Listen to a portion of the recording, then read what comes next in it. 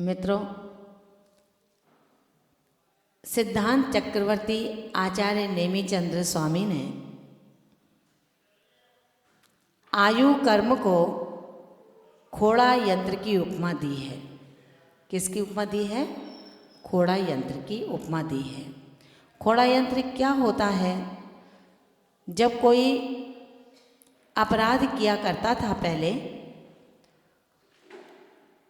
तो उसको ले जा कर के बंद कर दिया जाता था जेल में, और उसके पैरों पर एक लकड़ी के यंत्र में पैर बंद कर दिए जाते थे। अब वो चल फिर नहीं सकता, भाग नहीं सकता है। अब बेड़ी हथकड़ी चल गई हैं। पहले ये लकड़ी का एक यंत्र था, वो चलता था। आचार्य नेमिचंद सिद्धांत चक्रवर्ती कहते हैं, जब कोई अपराध करता है तो दंड व्यवस्था में उसको इस तरह बंद कर दिया जाता था। पैरों का बंधन खोड़ा यंत्र जो लकड़ी का कहलाया। इसी प्रकार से जो मान, मायाचारी, क्रोध और लोभ के वशीभूत, राग और द्वेष के वशीभूत, सत्य को असत्य बतलाता है, असत्य को सत्य कहता है, ऐसी स्व पदार्थों को छोड़कर पर पदार्थों में भागता है। अपनी पहचान की बजाय दूसरों की पहचान में लगा रहता है। स्वयं सुधार की जगह दूसरों का सुधार करने में लगा है। जो अहंकार ममकार के प्रतिशोधों में लगा हुआ है, ऐसा व्यक्ति तन कारागृह में बंद हो जाता है। कौन बंद करता है? कौन बंद करता है? आयु कर्म। तन कारागृह कौन बंद करता है? आयु कर्म। आयु कर्म बंद किया है, अब जमानत नहीं है। उस कारागृह में, जो संसार की कारागृह है, जो आपके यहाँ जेल जिसको कहते हो, उसमें जमानत फिर भी है, लेकिन तन कारागृह, इसमें कोई जमानत नहीं होती है। इस तन कारागृह में कर्म रूपी बेड़ी को ने डालकर आपको बंद किया है।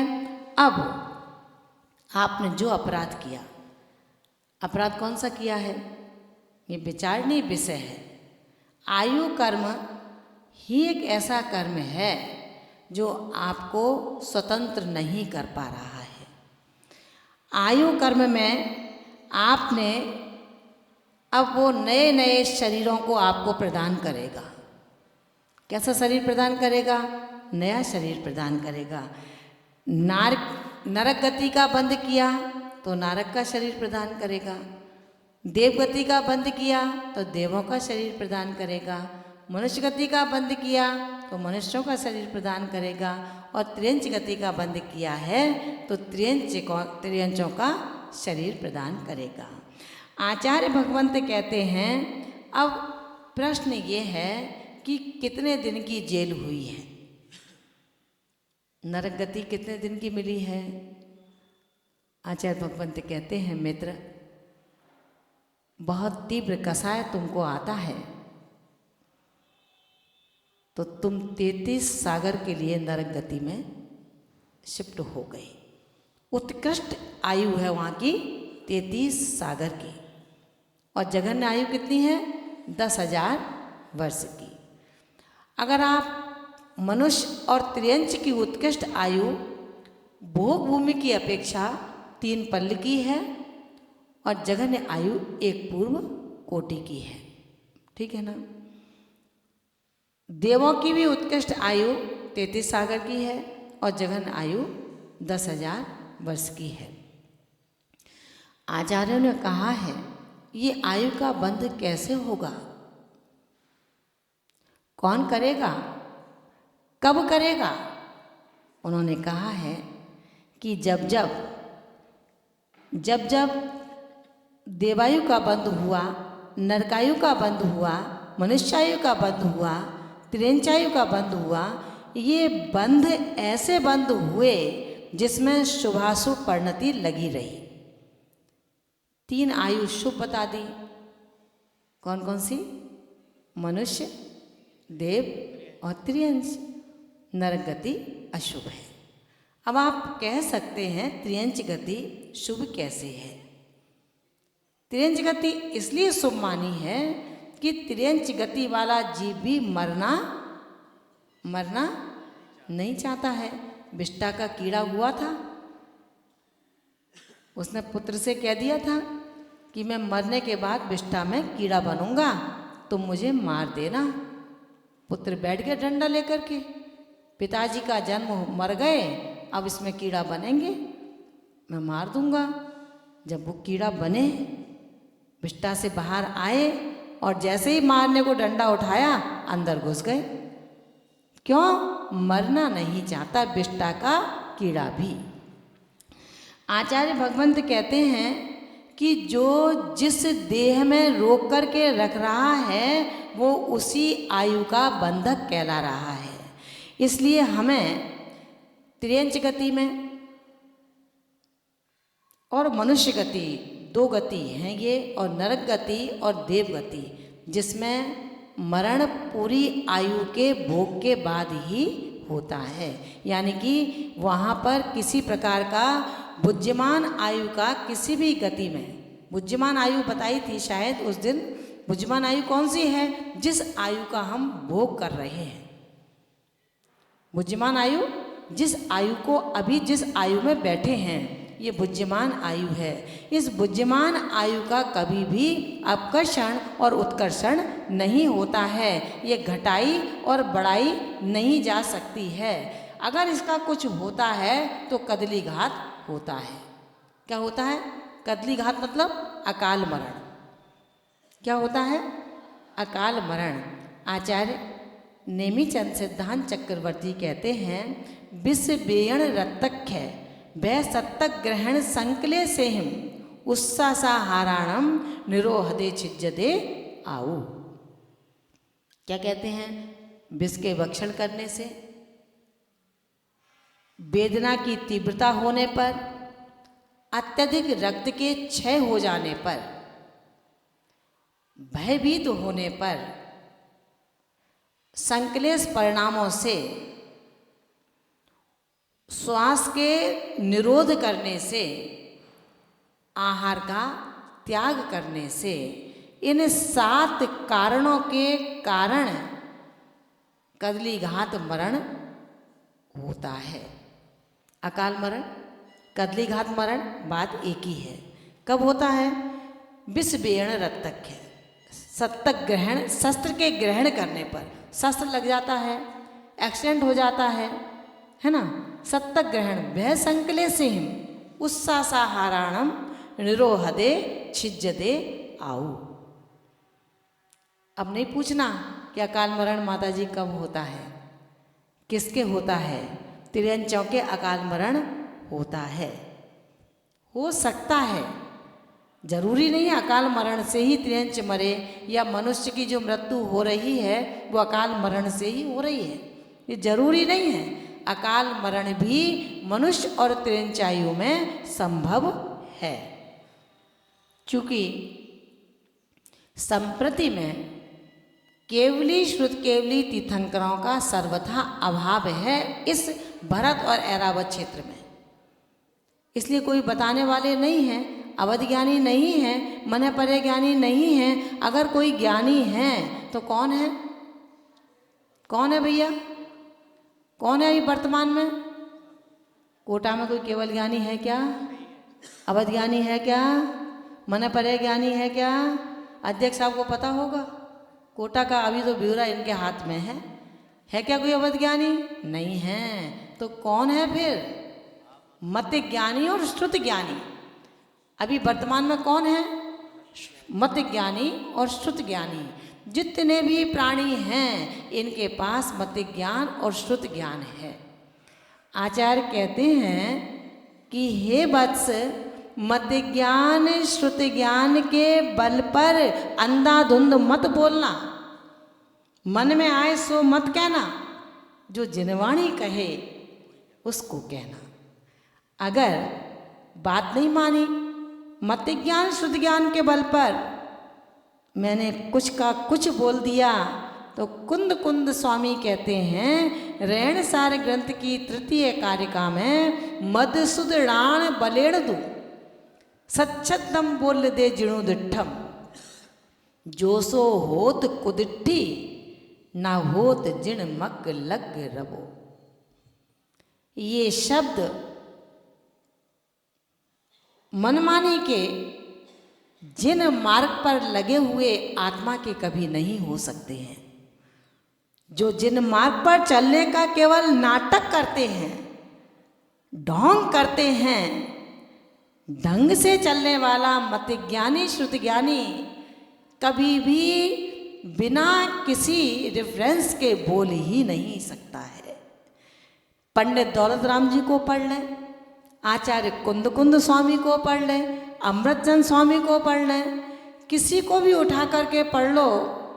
वीरसेन स्वामी जैसे उद्भट यतियों ने भी यही कहा, गोयम प्रक्षा, गौतम से जाकर के पूछो, मैं कुछ नहीं बता सकता हूँ। तो भैया जब वीरसेन स्वामी जैसे ऐसे हो गए, हम और आप ज़्यादा बुद्धिमान पैदा हुए हैं क्या? विचार करना मित्रों। आज जो हमने 4-4 गाथाओं को याद कर लिया, 100-100 गाथाओं को याद कर लिया, समय सार पढ़ लिया। आचार्य भगवंत कहते हैं पढ़ने का सार तब है जब आचरण में वो पढ़ाई उतर जाए। दूसरों से कहना बड़ा सरल है कि केसोच कर लो भैया, मुनि बन जाओ, तो वो तुरंत कहेगा तुमने कर लिया है क्या? पंडित नहीं कह सकता कि हाँ मैंने कर लिया है। हम कह सकते हैं कि ललित केसोच कर ले अब तो। ललित नहीं कहेगा कि तुमने किया है क्या कभी? हमने किया है, हम तो हर 3.5-4 माह में करते ही करते हैं। तो जिसका त्याग है, जिसका मार्ग है, वो तो उपदेश देने में शोभा देता है, और जिसका मार्ग ही नहीं है वो तो कोरे शब्दों का इस्तेमाल करता है। आचार्य भगवंत कहते हैं अकाल मृत्यु किसकी संभव है और किसकी संभव नहीं है। तो भोग भूमि जीवों की नरक गति और त्रियंच गतियों में, नरक गति और देव गति की कभी भी अकाल मृत्यु नहीं होती है। मनुष्य और त्रियंचों के अकाल मृत्यु संभव है, लेकिन निर्णय नहीं है। अब पूछने आ जाए भैया अमुक व्यक्ति चला गया, उसकी अकाल मृत्यु है क्या? तो कहोगे क्या है? कहोगे क्या सेठी जी? नहीं कहेंगे भैया, हम नहीं कह सकते, ये तो कोई शुद्ध ज्ञानी हो, केवल ज्ञानी हो, वही बता सकते हैं, अपन नहीं कह सकते हैं। आचार्य भगवंत कहते हैं कि जिस तरह आयु का प्रबंध हुआ है, आयु का प्रबंध कब हुआ? त्रिभाग में। संपूर्ण आयु के त्रिभाग में 3 भाग निकल जाने के बाद अब आयु योग्य निषेक तैयार हुए हैं। अब आप जैसे परिणामों में गुजर रहे हैं, अगर आयु आपका प्रथम अपकर्षण पड़ गया, 8 अवसर मिलेंगे आपको पूरी जिंदगी में। इस भव में 8 अवसर मिलेंगे आपके नवीन आयु के बंद होने के लिए। अब उसमें क्या करना है? कौन से अवसर में आप सचेत रहेंगे? कौन से अवसर में सचेत रहेंगे? कहते हो ना माता जी बुढ़ापे में दीक्षा ले लेंगे, अभी क्या करें, लेकिन अब तो बूढ़े हो गए, अब तो ले लो। अब किसका इंतजार चल रहा है? अब तो भैया फसल पक गई है, छोड़ो सब राग दे सब ये, और कपड़े वपड़े पहन करके बैठे हो, टोपा बोपा लगा करके, अब थोड़ी शोभा दे रहे हैं ये, इनको छोड़ो, चलो। गुरु बुला रहे हैं कि बस कब तक उलझा रहेगा, इन उलझनों में सदियां गुजर गईं, अब कितना और गुजरेगा। मालूम पड़ेगा कि कोई नहीं गुजरा, केवल तू ही गुजर गया। चिंता कर अपनी खोल अपने नेत्रों को, कर्णों को खोल करके आत्म प्रदेशों से जोड़ो। जो शब्द तुम्हारे कर्ण रंध्रों से आत्म प्रदेशों को स्पर्शित कर सकें, उस शब्द व्यंजना को अपने मुख से उच्चारण करो। झूठे संसार में आपको 8 अपकर्ष मिले नवीन आयु बंध के, अगर प्रथम अपकर्ष में आपकी अत्यधिक कसाय के समय आपका गतिबंध आयु के साथ हो गया, तो मित्रों अब कुछ नहीं हो सकता। अब तो इतना है, उसी गति में आयु का उत्कर्षण अपकर्षण आपके विशुद्ध और अशुद्ध परिणामों से संभव है। उदाहरण के लिए आया है ग्रंथों के अंदर कि जब पुरवरा भील को, जाति से भील था, मुनराज उपदेश कर रहे थे। उपदेश करने के बाद सभी को नियम दिया गया। उस भील ने भी कहा कि हे जैन धर्म के धात्री देवता, मुझको भी एक नियम दे दीजिए। मुनराज ने पूछा कि वत्स, तुम किस जाति के हो, क्या व्यवसाय है तुम्हारा? उस भील ने बड़ी सादगी के साथ कह दिया कि मैं जाति से भील हूँ और शिकार करना मेरा काम है। मैं जानवरों को पकड़ लेता हूँ, मार करके खा जाता हूँ। मुनराज ने कहा कि ठीक है, तुमने अब तक कोई ऐसा पक्षी बचा है जिसका मांस नहीं खाया हो? हाँ, मैंने आज तक कौवे का मांस नहीं खाया है। मुनराज ने कहा कि वत्स, आज से नियम कर लो, मैं कभी कौवे का मांस नहीं खाऊंगा। उसने नियम कर लिया। नियम तो नियम है, अब परीक्षा भी हो सकती है। बीमार पड़ा, वैद्य ने बताया कि दवा ये लेनी है, लेकिन कौवे के मांस के साथ में लेनी है। क्या करेंगे आप लोग? अगर कोई बाजी जान की लगानी पड़े, बिल्कुल डॉक्टर ने जवाब दे दिया, अगर ये औषधि न ली गई तो हम कुछ नहीं कर सकते हैं, तो आप क्या करेंगे? बता दो ना, सही सही क्या करोगे? हैं? महाराज ने नियम दिया था अपनी जिद से, मैंने तो नहीं लिया था, मैं तो खा लूँगा। खा लोगे ना? रात्रि में रोटी कहाँ छोड़ते हो?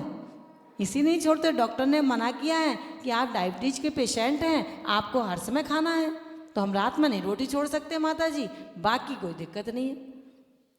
अरे भाई, जिसके पास संकल्प नहीं है, दृढ़ श्रद्धा नहीं है, दृढ़ आस्था नहीं है, उसको कोई भी जीवन नहीं दे सकता है। अगर बचोगे तो धर्म की श्रद्धा से ही बचोगे, ध्यान रखना। उस भील ने कहा कि वैद्य जी साहब सुन लो, मेरे तो कौवे के मांस का त्याग है। उसकी पत्नी का जो भाई था, उससे वो भील थोड़ा सा डरता था। पत्नी ने अपने भाई को फोन कर दिया कि देखो ऐसे ऐसे बात है, वैद्य जी ने मना कर दिया है, ये नहीं बचेगा अगर औषधि कौवे के मांस के साथ न ग्रहण की गई तो। पहले के समय में गाड़ी नहीं थी, 2 व्हीलर 4 व्हीलर नहीं थे, तो पैदल पैदल जंगल के रास्ते जाते थे। उनका भाई जब अपने इस बहनोई के पास जा रहा था, तो रास्ते में एक सूने जंगल में चीखती हुई महिला की आवाज़ उससे कर्ण रंध्रों को भेद रही थी। उसने कहा, किसी नारी की आवाज़ है इस जंगल में, हो सकता है कोई संकट की घड़ी उसके पास हो। जहाँ आवाज़ जहाँ से आ रही थी वहीं से गुजर रहा था। देखा कि सामने एक नितांत सूने बीहड़ जंगल में अकेली नारी, आखिर क्या बात है? उससे पूछा। उसने कहा, भैया मैं रो रही हूं इसलिए कि तुम जहां जा रहे हो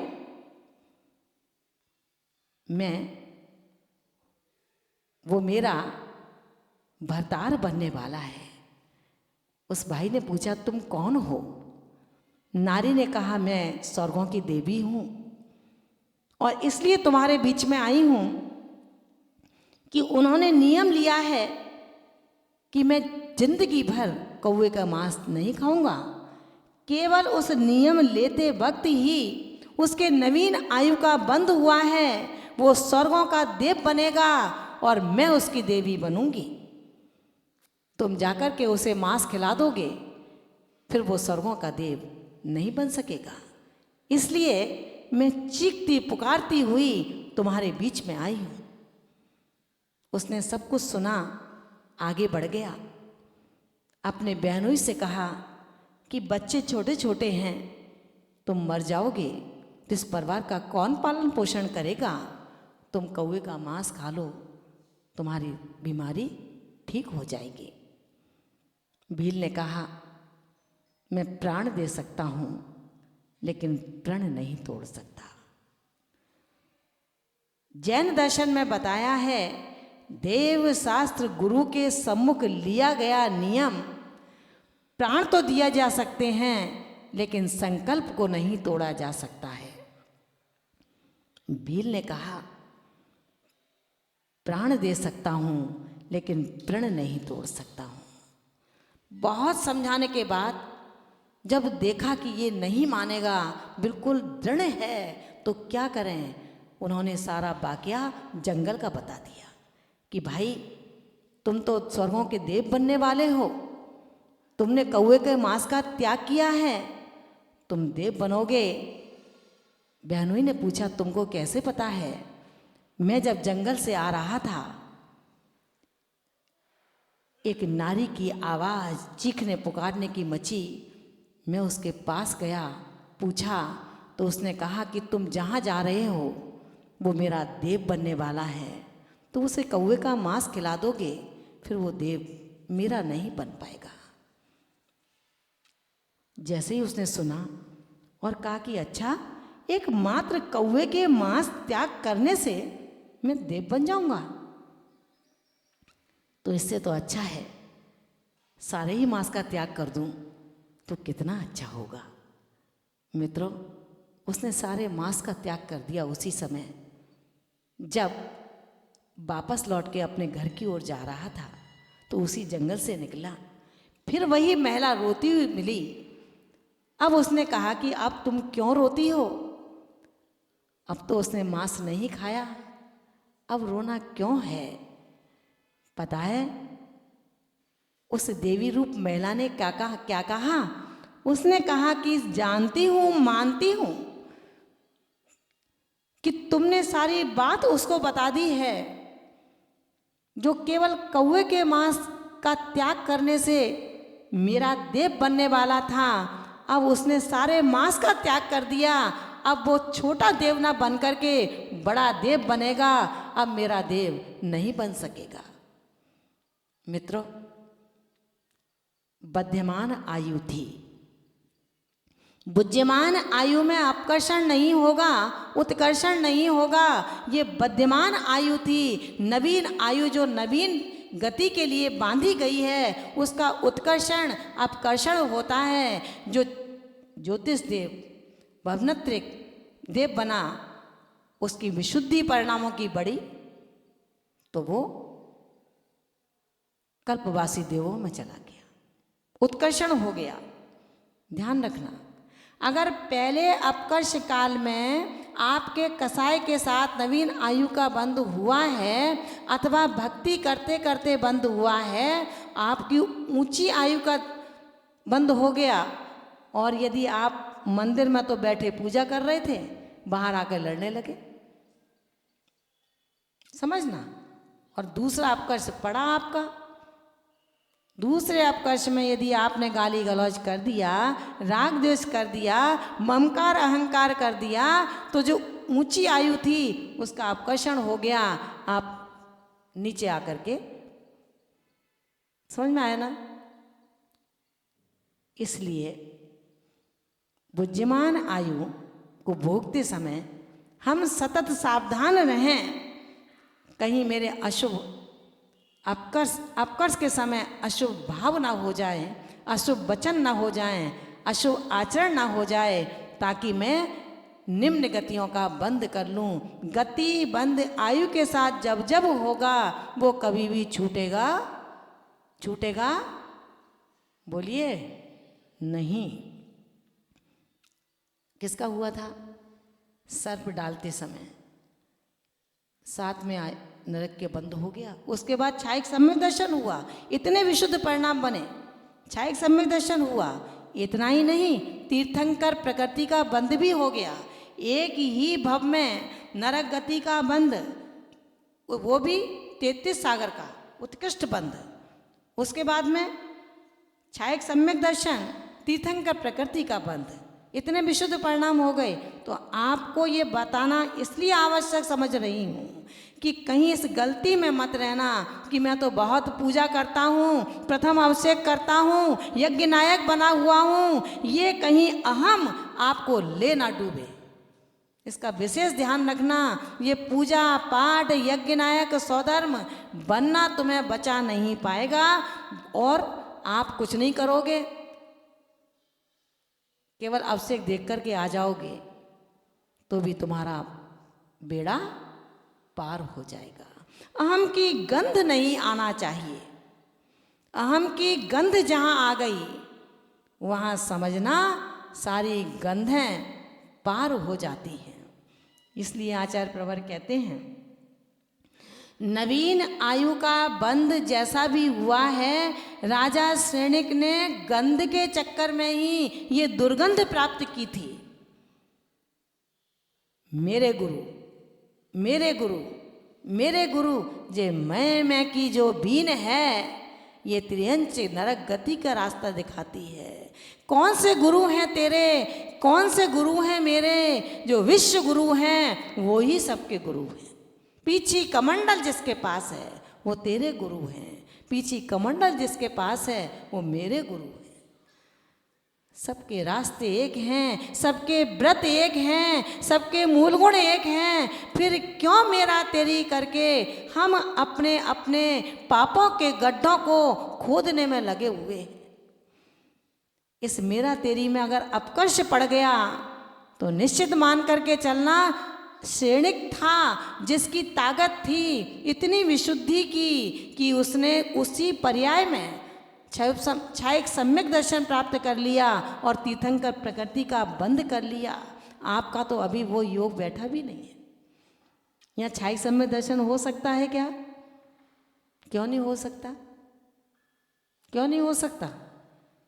छायक सम्यक दर्शन यहाँ नहीं हो सकता। क्यों नहीं हो सकता? क्योंकि छायक सम्यक दर्शन केवली श्रुति केवली के पाद मूल में ही होता है और केवली श्रुति केवली का पाद मूल यहाँ है नहीं, तो छायक सम्यक दर्शन तो होगा नहीं। ठीक है ना? अब रहा सम्यक दर्शन औपस्मिक उपसम क्षय उपसम, ये हो जाए, होगा कब? इसकी चर्चा आज कुछ नहीं करेंगे, केवल आयु कर्म चल रहा है अपना, इसलिए आयु कर्म की ही बात करूंगी। हम अपने अशुभ आयु से बचने की कोशिश करें, प्रति समय परिणामों की विशुद्धि रखें, किसी के प्रति कोई बुराई निंदा आदि की बात न करें। केवल बुराई करनी है तो अपनी करो। मैं सबसे बुरा हूँ, मैं बहुत निंदा का पात्र हूँ। अपनी बुराइयों को ढूंढो, दूसरों की बुराइयों को मत ढूंढो। दूसरों की बुराई को ढूंढोगे तो आचार्य देव कहते हैं, परात्म निंदा प्रशंसे सद सद गुणोच्छादनोद भावने चा नीचे गोत्र से, नीच गोत्र का आश्रय करा देगी। इसलिए क्या करना है, उस आयु से बचें जो अशुभ आयु है। इसलिए इन अपकर्ष कालों में कब अपकर्ष पड़ेगा, कब मेरी त्रिभाग आयु का आएगा, क्योंकि मुझे पता ही नहीं है मेरी आयु कितनी है। आप लोगों को किसी को पता हो आपकी आयु कितनी है तो हाथ ऊंचा कीजिए। किसी को पता है कि अपनी आयु नहीं पता है तो क्या करना है, प्रति समय शुभ योग में रहिए। शुभोपयोगी बने रहोगे तो अशुभ आयु से बच जाओगे, और यदि शुभोपयोगी नहीं बने तो अशुभ आयु से चले जाओगे। संक्लेश परिणामों से अशुभ आयु का बंध होता है, और तिर्यंच आयु, नरकायु, देवायु और मनुष्यायु ये किस किस कर्म के आश्रय से होता है, इसकी चर्चा आज नहीं करेंगे। निश्चित रूप से इस तरु तन में चेतन पंछी रहेगा तो कल पुनः आपके बीच में उपस्थित होने का प्रयास करेंगे। सही समय पर, सही वक्त पर हम आपको बता पाएंगे कि किस कारण से तिर्यंच आयु का बंध हुआ है, किस कारण से नरकायु का बंध हुआ है, किस कारण से देवायु का बंध हुआ है, और किस कारण से मनुष्यायु का बंध हुआ है या होता है। इन सबको सुनने के लिए अपने मन की तरतमता को बिल्कुल जिंदा बनाए रखिए। मित्रों, यही आपके इस संसार से उस भव तक ले जाने में कारण बनेगा। श्रुत को सुनते रहोगे, श्रुतवान बन जाओगे। दुख को सुनते रहोगे, दुखवान बन जाओगे। हमें दुखी नहीं होना है, हमें सुखी होना है। रोते रोते धरती पर आए हैं, हंसते हंसते धरती से जाएंगे। उनके सूत्रों को, रहस्यों को समझना है तो ठीक आप यहाँ पर 8:15 पर उपस्थित होंगे तो निश्चित रूप से 8:55 पर 8:55 पर आप यहाँ उपस्थित होंगे तो निश्चित रूप से 8:60 पर हम यहाँ पर उपस्थित हो जाएंगे। और कैसे आयु के प्रबंधनों से हमें निर्वंदना बंध अवस्था को प्राप्त करना है, यह आपको बताने का प्रयास करेंगे।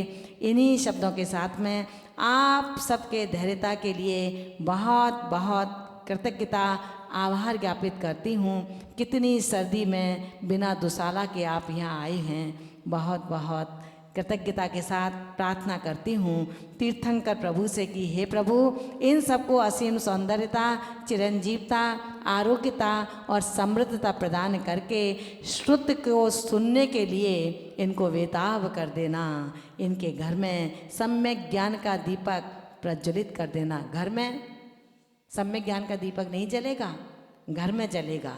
समझ रहे हैं ना? घर में सम्यक ज्ञान का दीपक नहीं जलेगा, घर में जलेगा। हे प्रभु, इनके घर में सम्यक ज्ञान का दीपक जला देना। इन्हीं भावनाओं के साथ जय बोलिए तीर्थंकर महावीर स्वामी की, परम पूज्य गणनी आर्यका श्री विशुद्धमती माता जी की, द्वाद संग में जिनवाणी माता की।